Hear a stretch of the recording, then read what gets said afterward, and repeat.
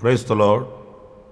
ప్రభు అయిన యేసుక్రీస్తు నామంలో మీ అందరికీ మా హోసన్నా మినిస్ట్రీస్ తరపున హృదయపూర్వకమైన వందనాలు తెలియపరుస్తున్నాను. ప్రభు మిమ్మల్ని ఆశీర్వదించి దీవించునుగాక. ఈ పూట పరిశుద్ధ గ్రంథంలో నుండి కీర్తనల గ్రంథం 39వ కీర్తన 6వ చరణాన్ని నేను చదువుతున్నాను. మనుషులు వట్టి నీడ వంటి వారై తిరుగులాడుదురు, వారు తొందరపడుట గాలికే కదా. వారు ధనము కూర్చుకొందురు కానీ అది ఎవనికి చేజిక్కునో వారికి తెలియదు. ఇప్పుడు చూడండి, వాక్య భాగంలో ఈ పూట మనం ధ్యానించవలసిన అంశం ఏంటంటే, వారు తొందరపడుట గాలికే కదా అనే మాటని మనం ఆలోచించాలి. ఎందుకంటే ఈరోజు అనేక విషయాలలో నిలిచి నిమ్మళంగా ఆలోచించి అడుగులు వేసేదానికి బదులుగా తొందరపాటు వలన వచ్చే అనర్థాలు ఎక్కువగానే మనం అనుభవిస్తూ ఉన్నాం. తగు సమయాన్ని వెచ్చించక ప్రభు మనకిచ్చినటువంటి ఆలోచన శక్తికి సమయం ఇవ్వక తొందరపాటు అనేక కీడులకు మనల్ని దారితీస్తుందండి. ఈరోజు అన్నీ కూడా త్వరగా అయిపోవాలి అనేది మన యొక్క ఆలోచన. ప్రార్థన చేయగానే త్వరగా జవాబు వచ్చేయాలి, అడిగిన వెంటనే ప్రభు కార్యాలు చేయాలి, వెళ్ళిన వెంటనే మనం చేరకమునిపే మనకు ఎదురు రావాలి. ఇలాంటి ధోరణి మనకు కనిపిస్తుందే కానీ నిమ్మళంగా కాస్త ఆలోచించి ఆలకించి వివేచించి నిర్ణయం తీసుకొని అందులో నడిచి ఆశీర్వాదాన్ని పొందుకునే అనుభవాలు ఈ రోజున అరుదైపోతున్నాయని చెప్పడానికి ఎలాంటి సందేహం ఏమీ కూడా లేదండి. ఏదైనప్పటికీ ఒకవేళ ఇబ్బందే కలిగినా మేలే కలిగినా కాస్త మనం నిలిచి ఆలోచించగలగాలి, తొందరపడకూడదు. అందుకే కీర్తనలో 42వ కీర్తన 5వ చరణాన్ని కూడా మనం చదివినప్పుడు భక్తుడు చాలా చక్కటి మాటలు రాశాడు. ఇక్కడ, నా ప్రాణమా నీవేళ కృంగి ఉన్నావు, నాలో నీవేళ తొందరపడుచున్నావు. దేవుని యందు నిరీక్షణ ఉంచుము, ఆయనే నా రక్షణకర్త అనియు నా దేవుడనియు చెప్పుకొనుచు ఇంకను నేను ఆయనను స్తుతించెదను. చూసారండి, ఇక్కడ తొందరపడుతున్న తన ప్రాణానికి ఆయన బుద్ధి చెప్తున్నాడు. నీవేళ కృంగి ఉన్నావు, నా ప్రాణమా నీవేళ తొందరపడుచున్నావు. ఎప్పుడైనా కూడా గుర్తించుకోండి, గాబరా పడిపోయి తొందరపడిపోయి మనం ఏదైనా సాహసిస్తే అందులో మనకు కృంగుదల కనిపిస్తుందే కానీ విజయం కనిపించదండి. ఈ వాక్యంలో మొదట్లోనే దైవజనుడు రాస్తున్న మాట, నీవేళ కృంగి ఉన్నావు. ఎందుకు కృంగి ఉన్నావు? నీవు ఎందుకు కృంగి ఉన్నది అనంటే ఆ తొందరపాటు ఉన్నందువల్లనే కదా. అందుకే చెప్తున్నాను, నీవేళ కృంగి ఉన్నావు, నీవెందుకు తొందరపడుచున్నావు? నీ తొందరపాటే కదా నీ కృంగుదలకు కారణం. నేను ఇంకనూ ఆయనను స్తుతించెదను, నేను ఇంకనూ ఆయనను ఆరాధిస్తాను. ఎందుకంటే ఆయనే నా రక్షణకర్త, ఆయనే నా దేవుడు. ఆయన మేలు చేస్తాడు, గొప్ప కార్యాలు చేస్తాడు. ఆయన చేసే అంతవరకు నేను నిరీక్షిస్తున్నాను. ఆయన చేస్తాడని నాకు తెలుసు, ఆయన విడిపిస్తాడని నాకు తెలుసు, ఆయన స్వస్థపరుస్తాడని నాకు తెలుసు, ఆయన ఆదరిస్తాడని నాకు తెలుసు. అంతేకాదు ఆయన రక్షిస్తాడని నాకు తెలుసు. దాని కొరకు నేను నిరీక్షిస్తున్నాను, కానీ తొందరపడట్లేదు. కానీ ప్రాణము తొందరపడుతూ కృంగిపోతుందట. ఆ తొందరపడుతూ కృంగిపోతున్న మనసుకి, ప్రాణానికి ఆయన ఒక బోధ చేస్తున్నాడు. మనం కూడా ఒకసారి ఆలోచిస్తే మన తొందరపాటు వలన ఎన్ని అనర్థాలకి మనం పాల్పడుతుంటామో కదా. ఆ తర్వాత మనం పశ్చాత్తాపడుతుంటాం. కొన్ని నిర్ణయాలు ఆలోచించుంటే బాగుండే మాట, కాస్త నేను ఆలోచించి నిమ్మళంగా ఆ నిర్ణయం తీసుకొని ఉంటే బాగుండే మాట అనే ఆలోచన తర్వాత కలుగుతుంటుంది.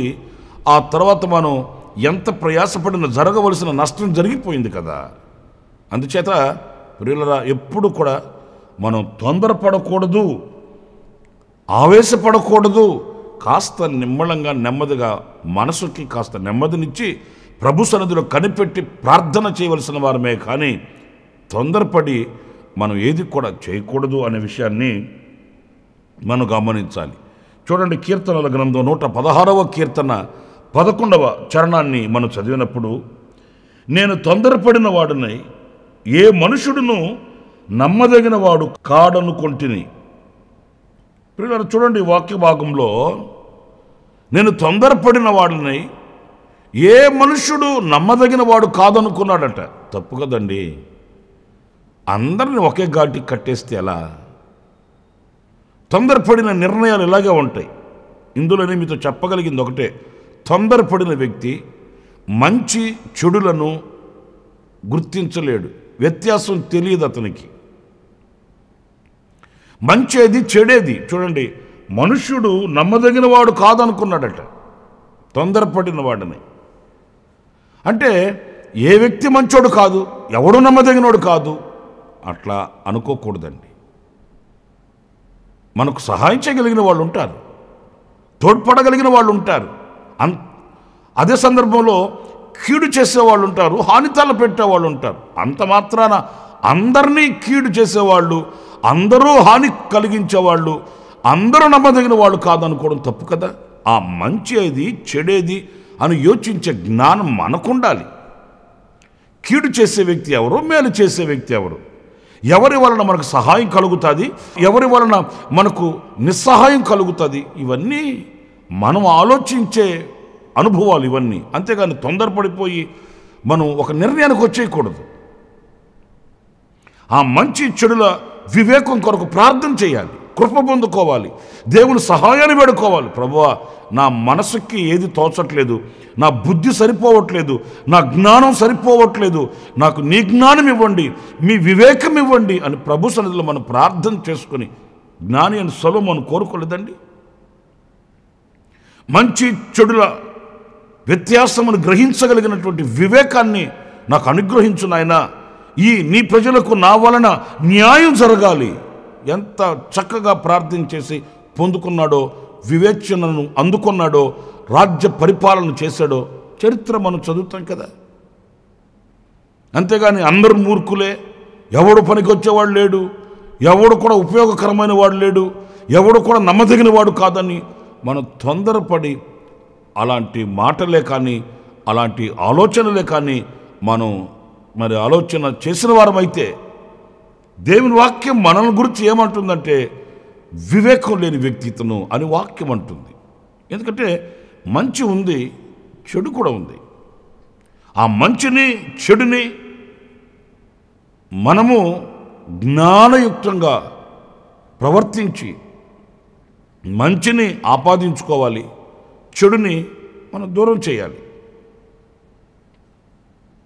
ఒక గేదె ఉందనుకోండి, ఆ గేదె పాలు ఇస్తుంది, పేడ వేస్తుంది. మనకేం కావాలి? పాలు కావాలి. అంతేగాని రెండూ కడుపులో నుంచే కదా వస్తాయనుకుంటే ఎట్లా? మనకు మేలు కలిగించేవి ఉన్నాయి, కీడు కలిగించేవి ఉన్నాయి.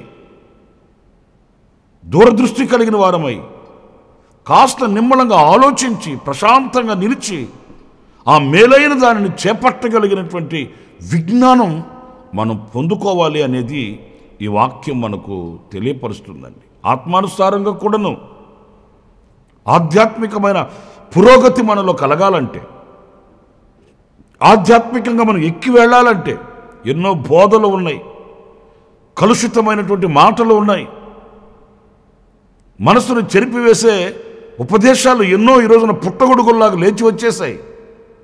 ఎన్ని లేచినా, ఎంత పరిస్థితులు మారినా, ఎలాంటి స్థితిగతులు మన ఎదుట నిలిచినా మనకు వివేకం ఉంటే ఎన్ని వచ్చినా మనకు ప్రమాదం ఏమీ కాదండి. మనం ఆలోచించగలిగిన వారమై తొందరపడి ఏదంటే అది చేసే వారం కాకుండా ఆలోచించగలిగిన వారమైతే 1,00,000 వచ్చినప్పటికీ మనం కంగారు పడాల్సిన అవసరం లేదు. అయ్యో, ఇంటిని ఉపదేశాలు వచ్చేసాయి, ఇన్ని కార్యక్రమాలు వచ్చేసాయి, ఇన్ని కార్యకలాపాలు ఎదురైనా ఇప్పుడు ఎట్లా అనుకోవలసిన అవసరం లేదు. ఎన్నొస్తే మనకేంటి? సత్యమేంటో మనకు తెలుసు, వాక్యమేంటో మనకు తెలుసు, జీవమేంటో మనకు తెలుసు. మార్గం ఏంటో మనకు తెలుసు.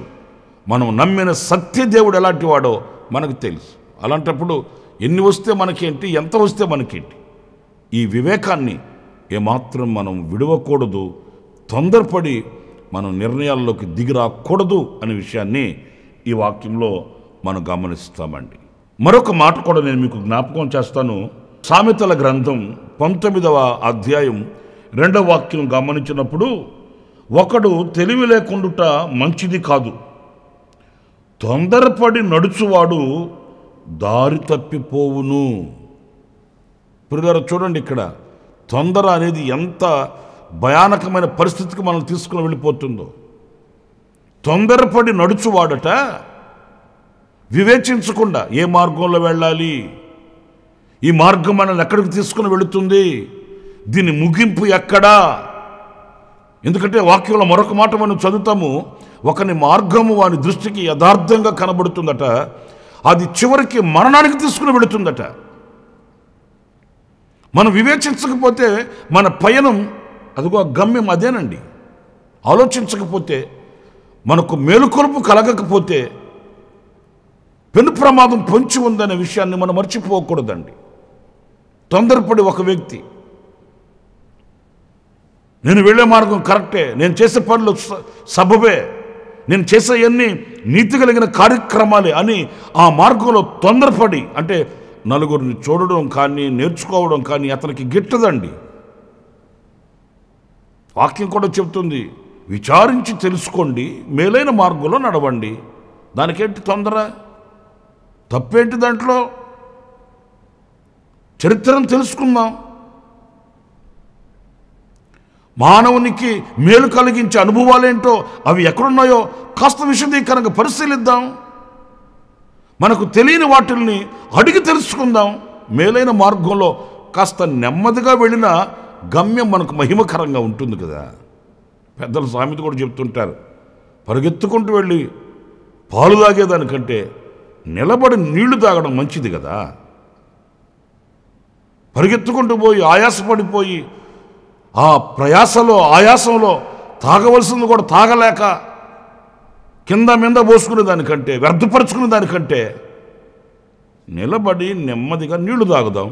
దప్పికి తీరుతుంది, ప్రశాంతత కలుగుతుంది, ఆరోగ్యం కలుగుతుంది. కొంచెం విచారించి తెలుసుకొని కాస్త నెమ్మదైనప్పటికీ మేలైన మార్గంలోకి వెళితే మనకు జీవకిరీటం దక్కుతుంది కదా. అలా కాకుండా నాకు అంతా తెలుసు, నేను ఎవరిని అడగాల్సిన అవసరం లేదు. నేను ఒకరోజు ఒక ఇంటికి ఒక చిన్న పని మీద వెళ్ళాను. ఆయన కూర్చొని ఆ పని చేస్తున్నాడు. అంతలో నేను ఆయనతో మాట కలిపి, అన్నయ్య ఆదివారం ఆరాధనకి వెళ్ళారా అన్నాను.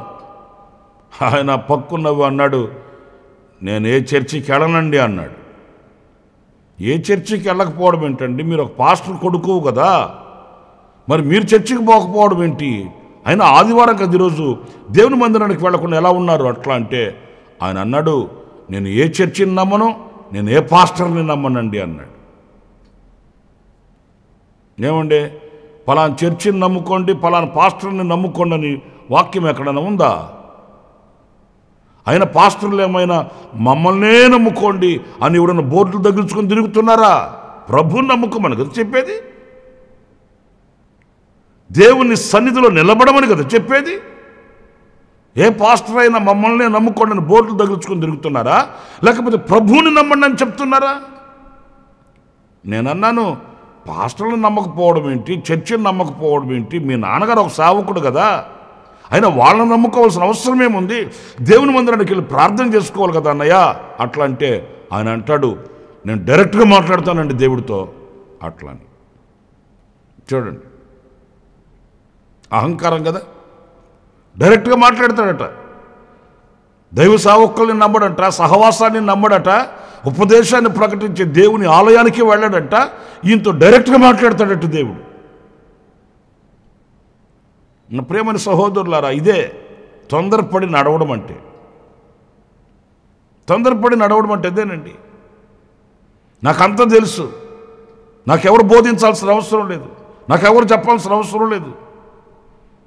నేను డైరెక్ట్గా దేవుడితో మాట్లాడతా, ఆయన నాకు దర్శనం చూపిస్తాడు. ప్రియులారా, ఇవన్నీ ఆశీర్వాదకరమైనటువంటి అనుభూతికి తీసుకుని వెళ్ళవండి. కాస్త మన నడకను పరిశీలించుకొని ఏం చేస్తున్నాము, ఎక్కడికి వెళుతున్నాము, మన పరిస్థితులు ఏంటి అని విమర్శించుకునే వ్యక్తి ఎప్పుడు కూడా వ్యర్థుడు కాడండి. తనను తాను విమర్శించుకునే వ్యక్తి ప్రయోజనకరుడవుతాడు, గొప్పవాడవుతాడు, ఉన్నత స్థానాలు ఎక్కగలుగుతాడు. ఎందుకంటే తన శక్తి సామర్థ్యతలను అతడు పరిశీలించుకుంటుంటాడు, ప్రశ్నించుకుంటుంటాడు, నూతనపరచబడుతుంటాడు. కనుక ఎంతటి శిఖరాన్నైనా ఎక్కగలుగుతాడు. అంతేగాని మనం తొందరపాటు వలన మనం దైవ దీవెనలకు మనం దూరం కాకూడదనే విషయాన్ని మీరు మర్చిపోవద్దండి. మరొక మాట, వింతైన మాట, ఒక మాట చెప్తానండి మీకు. అది మత్తయి సువార్త 14వ అధ్యాయం 26వ వాక్యంలో మనం చదివితే, ఆయన సముద్రము మీద నడుచుట శిష్యులు చూచి తొందరపడి భూతమని చెప్పుకొని భయము చేత కేకలు వేసరి. వీళ్ళు శిష్యులండి. వీళ్ళు యేసుప్రభుతో కూడా తిని తిరిగి 5 రొట్టెలు 2 చిన్న చేపలు పంచి తుంచి పెడుతుంటే అందరికీ పెత్తనాలు జల్లాయించి కార్యక్రమాల్ని ఘనంగా చేసిన మహానుభావులు ఇప్పుడు ఆయన్ని భూతం అనుకొని భయపడిపోయారట. తొందరండి. వాళ్ళు ఆపదల్లో ఉన్నారండి, కాదనట్లేదు. అద్దరికి వెళ్ళమని చెప్పింది ఎవరు? ప్రభువే కదా. మరి ఆయన వారిని అర్ధాంతరంగా చంపేస్తాడా? పోనీ ఆపదల్లోనికి వాళ్ళు వచ్చేశారు, ఆ నావ తరడలిపోతుంది, ఆయన సముద్రం మీద నడిచి వస్తున్నాడు. ఏమండి, అంతకాలం మరి ఆయనతో తిరిగి ఆయనతో తిని ఆయనతో ఉన్నారే, ఆయన రూపం వాళ్ళకి తెలీదా? మనకు 4 రోజులు ఎవరైనా పరిచయం అయితే ఎంత దూరాన ఉన్న కనుచూపు మేరలో ఉన్న పలానా వ్యక్తిత్వను అని దగ్గరికి రాకమునిపి చెప్పేస్తామే. మరి అంతకాలం ఆయనతో తిరిగి ఆయనతో ఉండి తొందరండి. సత్యాన్ని సత్యంగా గ్రహించలేక, నిజాన్ని నిజముగా గ్రహించలేక, ఒక్క మాటలో చెప్పాలంటే దేవునిని దేవునిగా గుర్తించలేక, ఈ తొందరపాటు గుడ్డితనానికి తీసుకుని వెళ్ళిపోతుందండి. ఏది ఏంటో గుర్తించలేని ఆ అంధకారపు అనుభవాల్లోకి తీసుకుని వెళుతుందండి. ప్రభు అన్నాడు, భయపడకండి, నేనే, మరెవరో కాదు.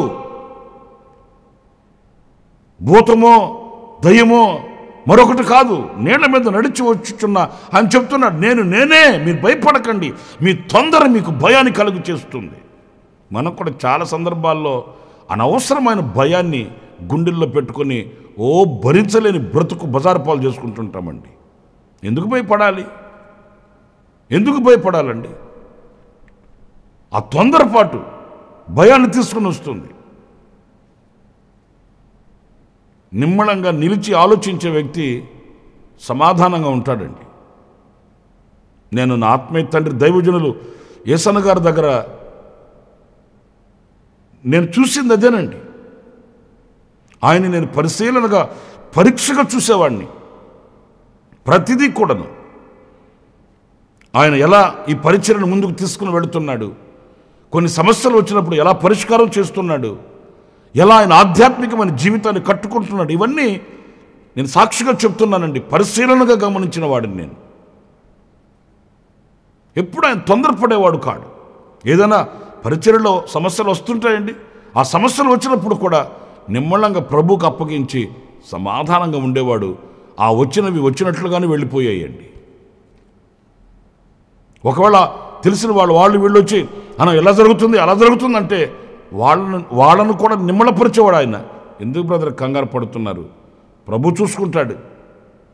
అంతేగాని అదేమైపోతుందో ఇదేమైపోతుందో అని కంగారు పడిపోయి చేయకూడని పనులు చేసేసి వెళ్ళకూడని చోటకు వెళ్ళిపోయి అనరాని మాటలు అనేసి దేవునికి దూరమైపోయి దైవ దీవెనలు పోగొట్టుకోవడం ఎందుకండి? కాస్త ప్రశాంతంగా ప్రభుకు అప్పగిస్తే అన్నీ ఆయన వాటిని సాఫీగా తీసుకుని వెళ్తాడు. ఆయనకు తెలియకుండా మన తల వెంట్రుకలో ఒక్క వెంట్రుక కూడా రాలదు. ఆయన ఆజ్ఞ లేనిదే ధూళి కూడా మన కంటికి తగలదు. ఆయన మన రక్షకుడు. అంతేగాని తొందరపడిపోయి ఆయన్ను కూడా మర్చిపోయే పరిస్థితికి వచ్చేసి భయము చేత హృదయాన్ని నింపుకోకూడదండి. ఈరోజున అనేకుల హృదయాల్లో మనం చూస్తే భయం. పిల్లల భవిష్యత్తు ఏమవుతుందో, ఈ ఆరోగ్యపు పరిస్థితి ఏమవుతుందో, నా కుటుంబపు పరిస్థితి ఏమవుతుందో, నా ఉద్యోగం పరిస్థితి ఏమవుతుందో, నా వ్యాపారం పరిస్థితి ఏమవుతుంది, అన్నిటిలో కూడా భయమే. తొందరపడకండి, ప్రార్థించండి. ప్రభు మీకు చక్కటి పరిష్కారాన్ని కలుగు చేస్తాడు. ఆయన మీకు సమాధానం ఇస్తాడు. నిమ్మలంగా మనం వెళ్ళొచ్చు. మనం తొందరపడి ఆలోచించి మనం జానడు దానిని మోర చేసుకోలేం కదా. సర్వశక్తి కలిగిన దేవునిని మనం నమ్ముకున్నాము. ఆయనను విశ్వసించువాడు కలవరపడడు అని వాక్యం చెబుతుంది. ఆయనను ఆయననుగా చూడాలి, ఆయనను ఆయనగా గుర్తించాలి, ఆయనను స్తుతించడం నేర్చుకోవాలి. అంతే, కార్యాలన్నీ ఆయన సఫలం చేస్తాడు. ఆయన సఫలం చేస్తాడండి. యేసయ్య వచ్చి ఇంట్లో కూర్చున్నాడు. మరియమ్మ వెళ్ళి ఆయన పాదాల దగ్గర కూర్చుంది. ఆయన చూసుకుంటాడు కదండి. మనకు ఏంటి ముఖ్యం ఇప్పుడు? ఆయన వచ్చాడు, ఆయన మాటలు వినాలి కదా. అది కదా మనకు ప్రయోజనం, ఉత్తమమైనది అది కదా అని మరియమ్మ వెళ్ళి ఆయన పాదాల దగ్గర కూర్చొని మీరు ఏం చెప్తారో చెప్పండి అయ్యా అని ఆమె వినయంగా ఆ మాటలు వింటుంది. ఈ మార్తమ్మ ఆమె విస్తారమైన పనుల చేత బహు తొందరపడుతుందంట. లూకా సువార్త 10వ అధ్యాయం 40వ వాక్యంలో చూడండి.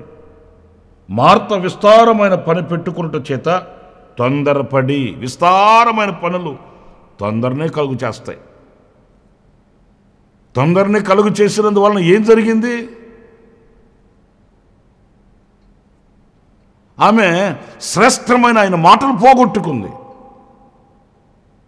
శక్తినిచ్చే మాటలు, జీవమిచ్చే మాటలు, వెలుగునిచ్చే మాటలు, పరిశుద్ధపరిచే మాటలు, గమ్యానికి చేర్పించే ఆ జీవపు మాటలు పోగొట్టుకుని ఒకటే తొందర.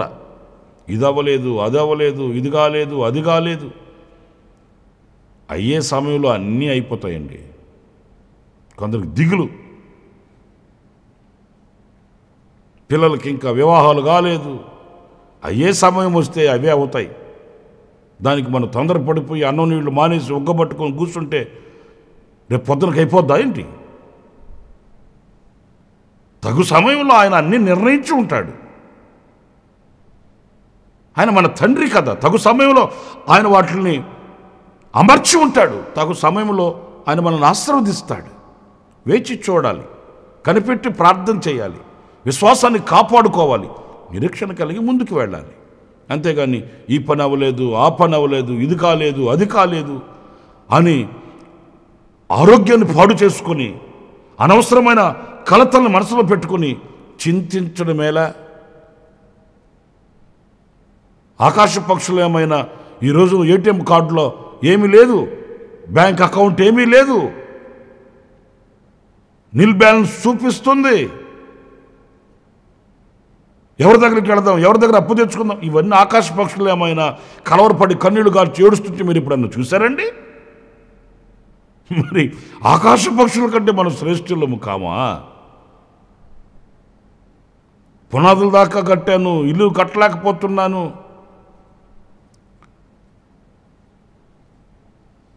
వ్యాపారంలో పెట్టుబడి పెట్టాను, అది వస్తుందో లేదో. ఇదిగో ఇవే కలవరాలు. నా మాట వినండి. దేవుని వాక్యాన్ని బట్టి నేను చెప్తున్నాను. జరగవలసిన పనులన్నీ అవి సంపూర్తి అయిపోతాయి. మనం తొందరపడి దేవుని సన్నిధికి, దేవుని మాటలకి మనం దూరం కాకూడదు. తొందర అనేది బహు ప్రమాదం. మనం ఆయన సన్నిధిలో నిలిచి ఉండి ఆయన వైపు చూస్తే ఆయన మనకి ఏది కొదువు చేసే దేవుడు కాదండి. యెహోవా యందు భయభక్తులు గల వారికి ఏ మేలు కొదువై ఉండదని వాక్యం చెప్తుందండి. మరి ఈరోజు మన తొందర ఏంటి? మన తొందర ఏంటండి? గనుక నా ప్రియమైన సహోదరులారా, తొందరపడువాడు గాలికే కదా తొందరపడేది, మనకి ప్రయోజనం ఏంటి అని వాక్యం చెప్తుంది. గనుక సమాధానంగా, ప్రశాంతంగా, విశ్రాంతిగా ప్రభు మీద ఆధారపడదాము. ప్రభు చేసే గొప్ప కార్యాలు చూస్తూ ప్రభు కొరకై సాక్షిగా బ్రతుకుదాం. అలాంటి కృప మనందరికీ అనుగ్రహించునుగాక. తలలు వంచండి, చిన్న ప్రార్థన చేస్తాను. కృపా సత్య సంపూర్ణుడ, జీవాధిపతి అయిన యేసయ్యా నీకు స్తోత్రం. నాయన, ఈనాడు తొందర వలన కలిగే చేటేంటో, మేము నేర్చుకునవలసినటువంటి నాయన అనుభవం ఏంటో మీరు మా ముందు పెట్టారు. లేఖనాలలో మేము చదువుతున్నాము, మీ భారము యెహోవా మీద మోపుము, ఆయనే నీ హృదయ వాంఛను తీర్చును అని లేఖనాల్లో మేము చదువుతూ ఉన్నాం. అయినప్పటికీ కొన్ని చిన్న చిన్న విషయాలలో తొందరపడి మేము మీ దీవెనలకు దూరం అవుతూ ఉన్నాము. ఆ తొందరపాటును మాలో నుంచి తీసివేసి నిమ్మళత్వాన్ని, నెమ్మదిని, ప్రశాంతతను మీ మీద ఆనుకొని ప్రభువా మేము జీవించడానికి సహాయం చేయండి. తొందరపాటుతో కూడిన అనుభవాల్ని మేము దూరం చేసుకొని నీ వైపు చూస్తూ సంతోషంగా అడుగులు వేయడానికి కృపను అనుగ్రహించమని, ఇదిగో ఈ మాటలు వింటున్న వారిలో ఎలాంటి తొందర, ఎలాంటి కలవరం, ఎలాంటి భయము ఉన్నప్పటికీ యేసు నామములో తొలగిపోమని ఆజ్ఞాపిస్తూ ఉన్నాను. ధైర్యాన్ని, స్థైర్యాన్ని, నెమ్మదిని, విశ్రాంతిని, ప్రశాంతతను మీరు కలిగించండి ప్రభువా. నీ కొరకై సాక్షులై నివసించడానికి కార్యసిద్ధి కలుగు చేయమని మమ్మల్ని మీ చేతులకు సమర్పించుకుంటూ యేసు నామములో ప్రార్థించి వేడుకొనుచున్నాను తండ్రి. Amen, amen. ప్రభు మిమ్మల్ని దీవించి ఆశీర్వదించునుగాక. ఈ దినమంతా విశేషమైన కృప నా దేవుడు మీకు ప్రసాదించునుగాక. ఆమెన్. ప్రతి దినము ఈ అనుదిన కృప అనే సందేశాల కొరకు, ఇంకా మరిన్ని ఆత్మ సంబంధమైన సందేశాల కొరకు ఈ మా యూట్యూబ్ ఛానల్ ని సబ్స్క్రైబ్ చేసుకోండి. Pastor Ramesh, ministries.